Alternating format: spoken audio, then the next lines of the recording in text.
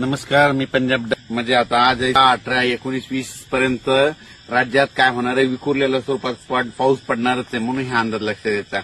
बीड जिल्हा झालं, लातूर जिल्हा झालं, सोलापूर जिल्हा झालं, धाराशिव झालं, नगर जिल्हा या भागात, आणखी नांदेड जिल्हा, जालना जिल्हा, संभाजीनगर या भागात पाऊस असणार आहे म्हणून हे लक्षात येतं. त्याच्यानंतर इकडे पूर्व विदर्भ, पश्चिम विदर्भात विखुरलेल्या स्वरूपात पाऊस पडणार हे लक्षात येतं.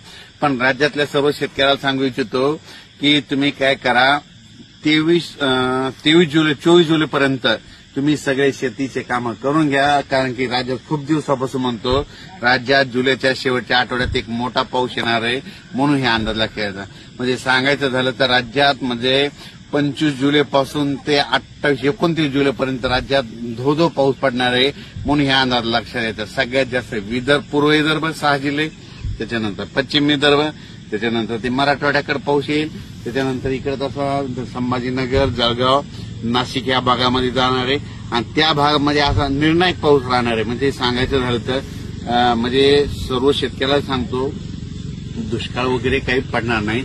म्हणजे जुलैच्या शेवटच्या आठवड्यात चांगला मोठा पाऊस येणार आहे म्हणून हा अंदाज लक्षात यायचा. मुद्दाम हे खास करून अंदाज दिलेला आहे. तर तांबडा आभाळ झालं की समजायचं वाटल्या तुम्ही काय करा, ऑब्झर्व करा, फोटो काढून ठेवा. ज्या ज्या वाटल्या तुम्ही बघा, जिथं तांबडा आभाळ झालं की तिथं 72 तासात पाऊस येतोच. हे निसर्ग संकेत देते म्हणून हे तुम्हाला सांगतो.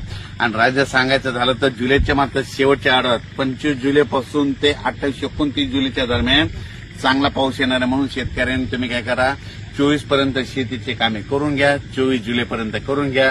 कारण की 25 जुलै ते 28-29 जुलैच्या दरम्यान राज्यात मोठा पाऊस येणार आहे.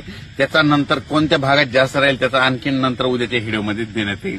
पण राज्यात सध्या मात्र आज 17, 18, 19, 20 दररोज वेगवेगळ्या भागात विखुरलेला पाऊस पडणार आहे. म्हणजे आता उद्याचा जे पाऊस आहे 18, 19, 20चा त्यांच्यावर जरा वरून राजाची कृपा दिसायला म्हणून त्यांनी वाटल्यात बघून घ्या, ही अंदाज लक्षात घ्यावा. अचानक वातावरणात बदल झाला तर लगेच एक मेसेज दिला जाईल. धन्यवाद.